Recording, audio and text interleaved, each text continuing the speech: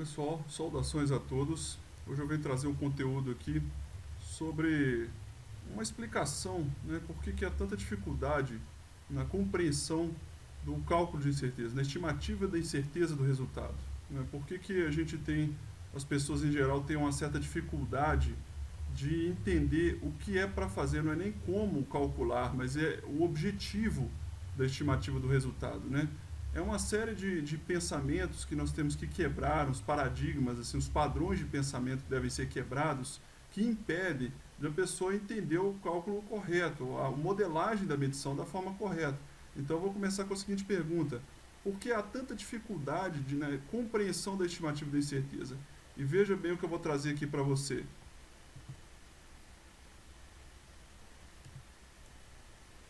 Primeira coisa é um conflito de princípio que às vezes a pessoa tende a pensar que ela tem que buscar a menor incerteza possível, que quanto menor a incerteza de um resultado, melhor ele é. Isso é uma bobagem, isso não existe, né?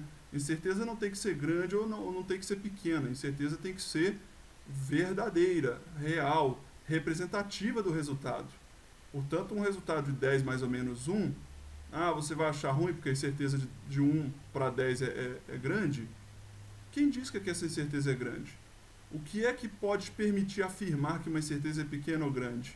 Né? Ela não deve ser nem pequena nem grande, ela deve representar a verdade sobre aquele resultado. Aquele mensurando tem 10 mais ou menos 1, ou seja, a incerteza ao redor de 10 é 1, variando de 9 a 11, certo? Então isso é a representação do mensurando. Você está estimando o resultado 10, pelo valor médio, com a incerteza de 1 ao redor. Se ela é grande ou pequena, não queremos nenhum desses casos. Nós queremos a melhor, a mais correta, a mais adequada para caracterizar aquele mensurando. Né? Portanto, eu não vou buscar a menor incerteza possível, eu vou buscar a incerteza mais representativa possível. E esse é o objetivo. Né? Você vai estimar com a informação que você dispuser, de preferência uma informação que permita a estimativa de um resultado confiável. Tá certo? Em alguns casos, você pode até tentar otimizar o procedimento de modo a obter uma incerteza menor, desde que aquela incerteza que está sendo representada naquele mensurando ou esteja inadequada ou esteja insuficiente para tomada de decisão, para dar suporte à tomada de decisão. Então, por exemplo, se a incerteza num mensurando de valor muito baixo tiver muito alta no seu ver, né, na sua análise para o seu objetivo, você pode trocar alguma variável do procedimento, um equipamento diferente, uma técnica diferente, um princípio de medição diferente, para tentar reduzir essa incerteza. Porque, lembrando, a incerteza, a variabilidade, ela vem tanto do mensurando em si, quanto do procedimento que está sendo preparado para se obter aquele mensurando. Né? São sempre o casamento dessas duas características, desses dois fatores, digamos assim. Portanto, você só vai buscar a menor incerteza quando aquela incerteza que está sendo estimada ali não te permite uma tomada de decisão segura. Por exemplo, você precisa estimar amostras abaixo do limite de quantificação. Como é que você faz para deslocar sua faixa de trabalho para ter um novo limite de quantificação menor do que aquele atual? Né? Você precisa mudar alguma coisa na técnica, você precisa trocar um método ou um procedimento ou um equipamento, ou fazer uma análise de uma forma diferente, ou controlar as condições de uma forma mais rigorosa, mas só nesses casos especiais. De uma maneira geral, dentro da rotina com o procedimento estabelecido, não se busca a menor incerteza, e sim a incerteza mais representativa possível. Outro conflito aqui, procurar fontes de incerteza. Você acha que você vai encontrar fontes de incerteza assim ao acaso, no seu pensamento, né? Você fazendo um exercício imaginativo? Não. Cálculo de incerteza não é um exercício imaginativo. Não é algo que você fica procurando fontes de incerteza. Você tem que pensar, eu coloquei aqui, procurar as grandezas de entrada. Pensar nas grandezas de entrada para conhecer o mensurando. Como é que você calcula o seu mensurando? Ele é uma medição direta? Ele é um sinal instrumental mais uma soma de correções? Né? Ou ele é uma medição indireta, que você mede diferentes grandezas para combiná-las num cálculo? Tem a equação, é uma titulação, é uma curva de calibração, cada uma tem a sua forma de montar a equação. E você usa as informações dessas grandezas neste modelo de medição. Portanto, você deve pensar no modelo de medição. Jamais ficar pensando em fontes de incerteza, porque isso atrapalha o seu aprendizado. Evite ficar pensando prioritariamente em fontes de incerteza, porque não é isso que você deve procurar. Fonte de incerteza é uma consequência. Cada grandeza de entrada, ela pode ser uma fonte de incerteza se ela tiver uma variabilidade estimável e conhecida, né? Ou pelo menos estimável. Então, se você pensa em fontes de certeza, você perde o raciocínio, você não está seguindo o GAN. O GAN não pede para pensar em fontes de certeza, ele pede para modelar a medição. E quando se modela a medição, você estabelece as grandezas de entrada e a forma como elas se relacionam. Aí sim, a consequência disso é que cada uma pode ter a sua contribuição de incerteza.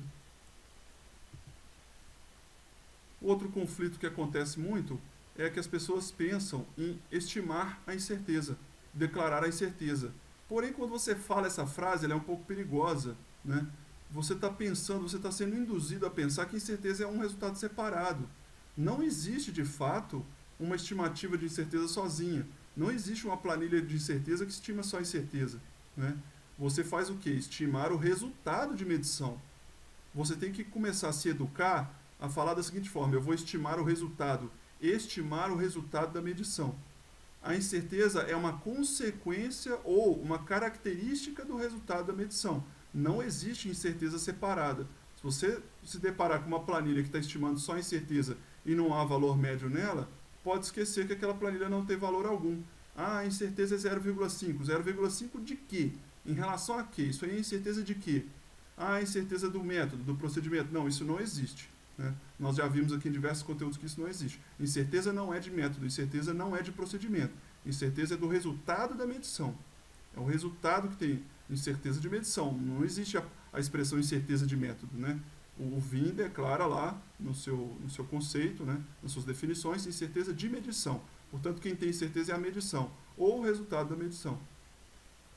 O melhor seria estimar e declarar o resultado. Automaticamente você tem que pensar que o resultado tem incerteza. Algumas perguntas frequentes que a gente separou ao longo de vários cursos aí, né, nesses anos, para destacar aqui alguns equívocos que as pessoas cometem. Primeira, devo começar o cálculo pelas fontes de incerteza ou pelo diagrama de Ishikawa?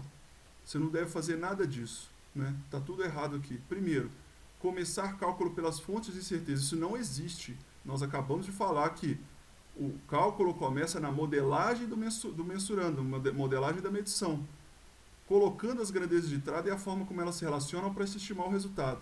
Fonte de incerteza é uma característica de cada grandeza de entrada. Diagrama de Ishikawa não é ferramenta de cálculo. Não existe calcular incerteza por diagrama de Ishikawa. Isso é uma bobagem. Diagrama de Ishikawa é uma ferramenta visual, né, mais do ponto de vista de gestão do que matemática. Ela não é uma ferramenta matemática. Ela facilita a visualização de um modelo de medição. Muito mais simplificado, porque ela não mostra como as grandezas se relacionam. Ela só mostra como as grandezas influenciam mais diretamente ou menos diretamente no cálculo do resultado, sendo fonte primária, secundária, enfim. Mas ela não é uma ferramenta de cálculo.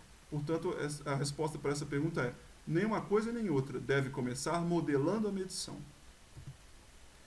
Devo elaborar um diagrama de Ishikawa exatamente como preconiza a equação do mensurando? Sim, é isso que se deve fazer. Muitas pessoas cometem um erro, que é colocar as fontes imaginárias, fontes de incerteza da cabeça delas no diagrama de Ishikawa. Isso está errado. O diagrama de Ishikawa não foi feito para colocar informação ao acaso da sua cabeça. Não, ela é feita para relacionar de forma simplificada as grandezas da equação do mensurando e como elas se refletem no resultado. Se você preferir colocar um diagrama de Ishikawa cujo a seta final, o vetor principal ali é a incerteza combinada, você vai colocar as incertezas das grandezas de entrada da equação nas fontes primárias e secundárias.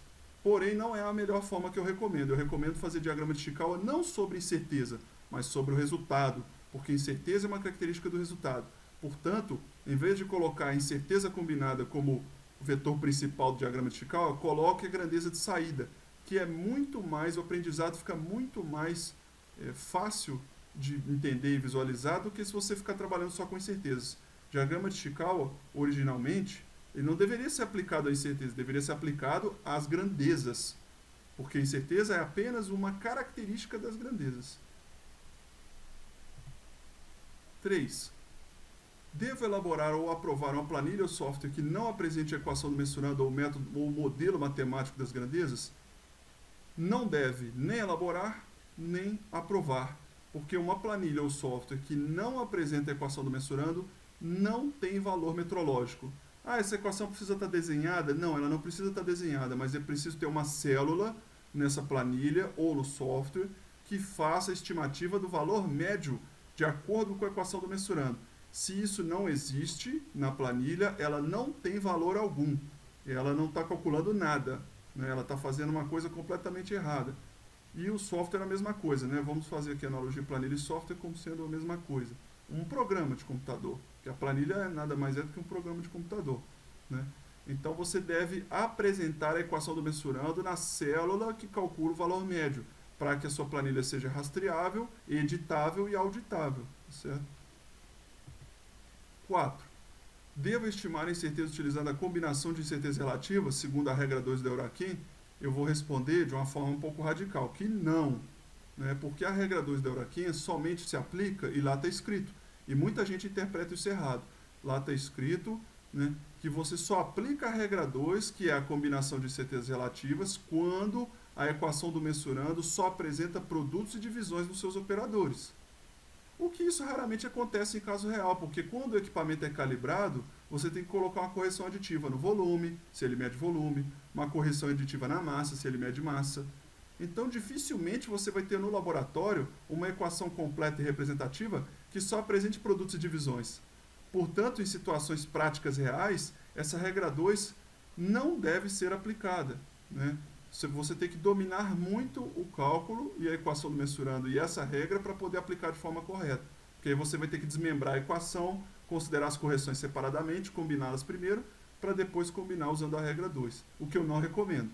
Use o que o GAN preconiza, que é o procedimento, é a série de Taylor aproximada em primeira ordem, a lei de propagação de incertezas como ela deve ser, com derivadas, com incerteza padrão e contribuições de incerteza, que é o produto das duas. Devo utilizar as cartas de controle na estimativa de incerteza ou utilizar a estimativa de incerteza na elaboração das cartas de controle? Bom, primeiro tem que esclarecer uma coisa aqui. Não existe uma incerteza de carta controle. Carta controle não é uma medida, é uma ferramenta gerencial.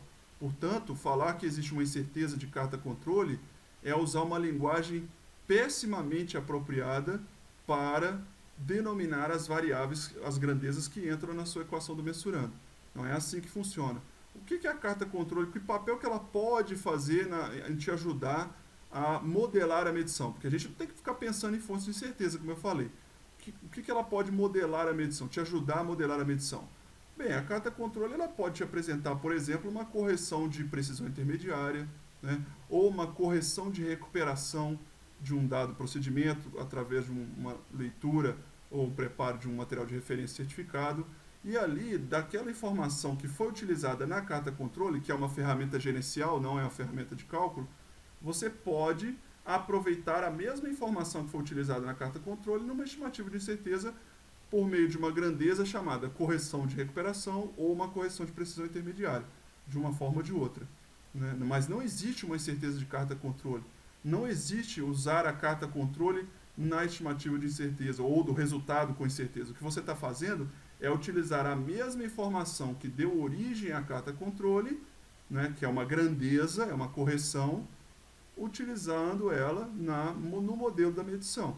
É assim que as coisas se relacionam, né? Não vamos dar nomes equivocados, né? Incerteza de carta controle, por exemplo. Isso é um equívoco, não existe essa incerteza.